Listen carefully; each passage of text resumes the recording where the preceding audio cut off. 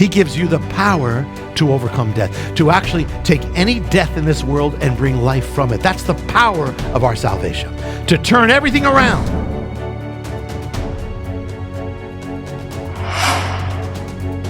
The disciple Miriam, Mary Magdalene, she comes to the tomb, and it says this: but Mary was standing outside the tomb weeping, and as she wept, she stooped to look in the tomb. And she saw two angels in white sitting, one at the head, one at the feet, where the body of Yeshua, Jesus, had been lying. And they said to her, "Woman, why are you weeping?" She said to them, "Because they've taken away my Lord. I don't know where they put him." When she had said this, she turns around and she sees Jesus, Yeshua, standing there. And she didn't know it was him. And he says to her, "Woman, why are you weeping? Whom are you seeking?" Then listen, she supposed that he was the gardener. The gardener. He is the gardener. He's the gardener of creation. And he comes, he appears. When he comes back, he appears as the gardener. Why? Because he was separated from the garden. Now the gardener appears back at the garden tomb. God was separated from the world. Now he comes back. You know, the figure, he comes and he appears as the gardener. She believes he's the gardener. Why? Because it's a sign of our calling, because we were called to be gardeners. We were called to produce life, and we lost it. Now in redemption, the day of redemption, the day of resurrection, he appears as the gardener because our calling is to be restored. You know, man first appeared, man last appeared as a gardener just before sin and death, and then he was gone. Messiah, the first thing after he ended sin and death, he appears again, the gardener appears. But it's not just the man and the garden, it's man and woman and a garden. And so what you have here on the moment of resurrection, the moment when death is undone, when Eden, the fall is undone, and they're at a garden, a dead garden that's now alive, that brings life, you don't just have a man, you have a woman. I believe Mary Magdalene is standing as a placeholder for us. Because it's in the beginning you had a man and a woman and a garden and a tree. And at the end here, the tomb, you got a cross, the tree, you got a man, you got a woman, you got a gardener. Adam was the gardener. Eve, her real name wasn't Eve. You know what her name was? Her name was Hava. Try it. Hava, a real Hebrew name. Hava, it means the giver of life. One who is to give life. So Adam is a gardener. She is to give life. And now, in the day of the redemption, that morning, it's all broken. The morning, it's undone. You got the garden, you got the tree, you got the gardener, you got the man, you got a woman. It's kind of like she's seeking. She runs to the tomb, seeking for him. It's almost like Eve searching for Adam, because man has died. He's the gardener, but he's died. But she looks, and instead of seeing a dead gardener, there's an alive gardener. And he says to her, "Why are you weeping?" In other words, your time of weeping is over. The winter is over. It gets even more awesome. You see, when you think about it, I mean, everything, God is so perfect. He's undoing he's reversing everything. It was in the garden that the woman's sorrow begins. And she was in a place of life, but she gets into a place of death. But now, in the garden tomb, it's a woman, her sorrow, she's weeping, and she's in a place of death in the tomb, and then God is going to take her to a place of life, saying, your weeping is over. It's like he's telling all of us the weeping is over. The sorrow is over. It's ending the curse. See, woman, why weepest thou? You know, we said when a gardener leaves the garden, it's going to become messed up. But if the garden comes back in the garden, it can become alive again.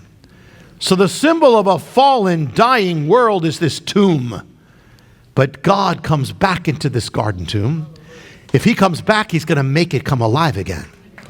It's like saying what happened to the garden became a tomb, garden tomb. But now if God comes back into the garden, even if it's a tomb, he's going to make it come alive. It won't be a garden of death anymore. It's going to be a garden of resurrection. The dead garden comes alive. The new garden. And that garden tomb is a sign of your life, your new life. You see, it's not about natural life. You know, the way the natural goes, you head to a tomb and you die, that's the end of it. But with God, it doesn't end in a tomb, it begins in a tomb. It's the second life. You know, it's the new life. It's a life after the old one's gone. I have a new life. It's redemption life. It's the second chance life. It's the born again life. I'm born again. I can only be born again because the old life is in the tomb. That life that comes from death, it's not just life, it's miracle life that you have. Your old life ended so your new life can begin. That's the garden tomb. You ever think how strange it is? How contradictory it is? Garden tomb. Tomb is a place of death. Garden's a place of life. Tomb is a place where everything ends. Garden's a place where everything begins. What's the garden tomb? It's a place where the old ends and the new begins. Where death ends and life begins. Think about it. That's the place of the resurrection, all linked to Eden. But think about the timing of the resurrection. What day does it happen on? Day one. Sunday is day one. So it happens on the beginning day called the beginning day, right after the end day. You have the seventh day, it's the end. Now comes the beginning. It's no accident. God is perfect. So after the end comes the beginning. That's the resurrection. When in the day that happened, he died, what was happening? The sun was going down, the day was ending. When did we see the resurrection? As the sun was rising. New beginning. What month did it take place in? The month in Hebrew that's called Nisan. Say it, Nisan. Nisan's the month that ends the old year and begins the new year. It means the beginning. So here he brings the new beginning and the month called the beginning. What season? How about that? It was a season of springtime. What does that mean? It's a season that ends winter and begins new life. It's the time to become alive again. The garden tomb. Amazing. So when does a gardener plant a garden? In the springtime. When does God bring new life? Springtime. When you came to the Lord, doesn't matter what season it was springtime in your life. That's the power of your salvation. The power to go to the empty tomb, the garden tomb. You got the power to end anything that should not be in your life. Anything will end in the power of God in that tomb. The old ends in that tomb. But you also have the power to end the old and begin a new thing. Behold, God says, I will do a new thing in your life. Don't ponder the old things, I will do a new thing. It gives you the power also to take things in your life that are dead and broken and hopeless and have them come alive in God. It was impossible, because that's impossible tomb. The tomb gives you the power to take any situation, any impossible thing, and have it become a miracle in God, a new life miracle. The garden tomb, it doesn't just bring, it's not just like, you can bring life from a garden, that's one thing, but to bring life from a tomb, that's another thing.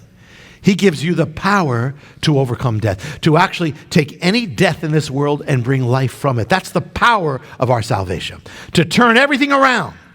Mary of Magdalene, she knows what that's about. Because remember, she was the one who lived in darkness. She was the one who was possessed. And yet God, Messiah, came to her, delivered her, gave her light. That's why she's at the tomb, because she's saying, nothing, not even death is going to separate me from him. And she's saying, I'd rather be with him and the tomb than anywhere else in the world. I'd rather be him. Nothing's going to separate me from him. And so she's the first one to see it. There's a blessing in God that only comes after the end. See, our salvation is not just the beginning, it's the beginning that comes after the end. When everything is broken, when the old is broken, that's when the new comes. Hi, I'm Jonathan Cahn, and I hope you were blessed with the video. Make sure you hit the subscribe button and tap the bell icon so you're notified every time a new video is posted. Feel free to share your reactions with your comments and how you were blessed, and share this video with your friends. Thanks for watching, and I'll see you next time.